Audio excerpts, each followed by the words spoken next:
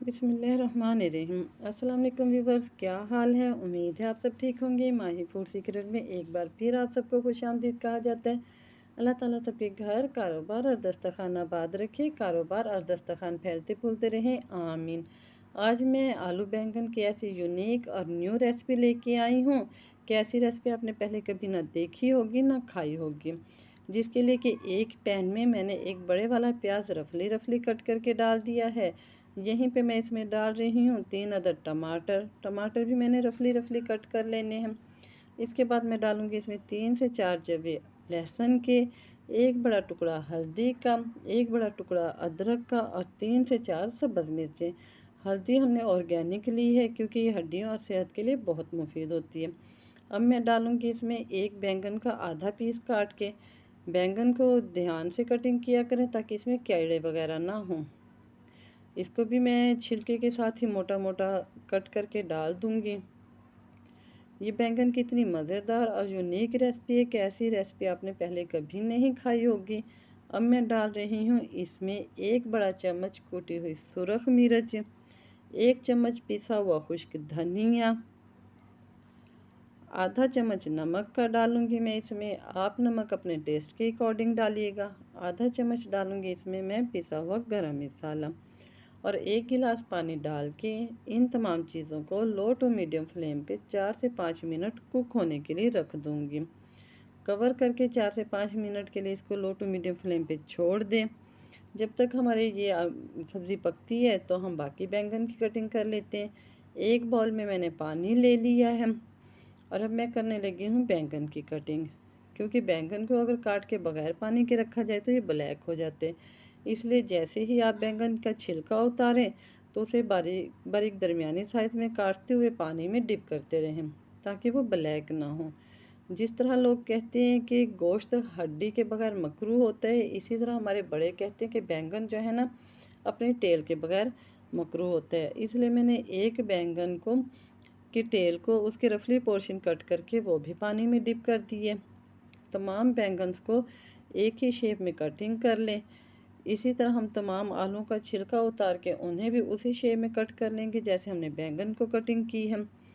जो सब्ज़ियाँ हमने पकने के लिए रखी थी वो पक चुकी हैं, उनको हमने फ्लेम से उतार दिया है और ठंडा होने के लिए रख दिया है। एक कढ़ाई में मैं यहाँ पे डाल रही हूँ 200 ग्राम बनास्पति घी। आप चाहें तो ऑयल भी ले सकते हैं, लेकिन ये जो बैंगन की कढ़ाई घी में ज़्यादा मज़े की बनती है। अब इसमें मैं तमाम आलू डाल दूंगी और साथ ही मैं डाल दूंगी इसमें बैंगन कटे हुए। मैंने आलू और बैंगन की सब्ज़ी की जो कटिंग की है इनकी शेप एक ही रखी है क्योंकि एक ही शेप की कटिंग की सब्ज़ियां पकने में भी एक जितना टाइम लेती हैं और डिश आउट करने में भी बहुत खूबसूरत लगती हैं। छोटी बड़ी कटी हुई सब्ज़ियाँ छोटी सब्ज़ियाँ जल्दी कट गल जाती हैं और बड़ी सब्ज़ियाँ देर से गलती हैं और रखी हुई भी अच्छी नहीं लगती। इसलिए आप भी जब भी सब्ज़ियों की कटिंग करें तो उनकी शेप पे ख़ास तौर पे तवज्जो दिया करें। 5 से 6 मिनट हमने इसको फ्राई कर लेना है। हमने सब्ज़ियों को इतना फ्राई करना है कि ये सॉफ्ट हो जाए, इनका भरता नहीं बनाना। 5-6 minute low to medium flame पे फ्राई करते हुए सब्ज़ियाँ हमारी दोनों फ्राई हो गई हैं, आलू भी और बैंगन भी। यहीं पे अब हमने जो पहले सब्ज़ियाँ पका के रखी थी वो ठंडी हो गई हैं। उनको एक ब्लेंडर जग में डालेंगे और उनका एक प्यारा सा स्मूथ सा पेस्ट बना लेंगे। तमाम सब्ज़ियों को मैंने ब्लेंडर जग में डाल दिया है और अब मैं बना रही हूँ इसका पेस्ट। पेस्ट हमारा बन के रेडी हो गया। देखिए कितनी माशाल्लाह स्मूथ सॉफ्ट मज़ेदार पेस्ट तैयार है। ये हमने फ्राई की हुई सब्ज़ियों पे डाल देना है। थोड़ा सा ब्लेंडर जग में पानी डालें और वो भी इस सब्ज़ी में ऐड कर दें ताकि हमारा मसाला जो है वेस्ट ना जाए और हल्के हाथों से चम्मच चलाते हुए हम इसे लो टू मीडियम फ्लेम पे फ्राई कर लेंगे ताकि हमारे आलू बैंगन की सब्ज़ी के अंदर जो है ना हमारी तमाम स्पाइसेस अच्छे से ऐड हो जाएं और अच्छे से कुक भी हो जाएं। 3 से 4 मिनट हल्के हाथों से चम्मच चलाते हुए आलू बैंगन के साथ मसाले को फ्राई कर लें। देखें माशाल्लाह कितनी ज़बरदस्त लुक बन रही है। यहीं पे हम आलू बैंगन में चटपटापन लाने के लिए, चटखारापन लाने के लिए इस मौसम की सबसे मज़ेदार और सबकी दिलपसंद कैरी डालेंगे। एक हमने कच्ची कैरी ले ली है जिसे कच्चा आम भी कहा जाता है। छिलका उतार के इसकी बारीक बारीक जो है ना स्लाइसिस में कटिंग कर लें और वो डाल दें। आप चाहें तो कैरी को ग्राइंड करके भी डाल सकते हैं, लेकिन मुझे ये इसी तरह अच्छी लगती है, क्योंकि जब हम इसे बाइट के साथ खाते हैं तो ये बहुत अच्छा इसका अरोमा आता है। 3 से 4 अदद सब्ज़ मिर्चों को दरमियान में कट लगा के वो डाल दिए। अब मैं इसको कर दूंगी कवर, थोड़ा सा गरम मसाला डाल के बिल्कुल दम वाले फ्लेम पे मैं इसे 4 से 5 मिनट छोड़ दूंगी, ताकि कैरी का खट्टापन जो है ना हमारे बैंगन की सब्ज़ी में आ जाए। 4-5 मिनट गुजर गए हैं, कैरी का खट्टापन सब्जियों में आ गया है, तमाम सब्जियों ने घी छोड़ दिया। देखें माशाल्लाह कितनी खूबसूरत लुक बन के तैयार हुई है, लग रही है ना मटन या बीफ कढ़ाई के मुकाबले की।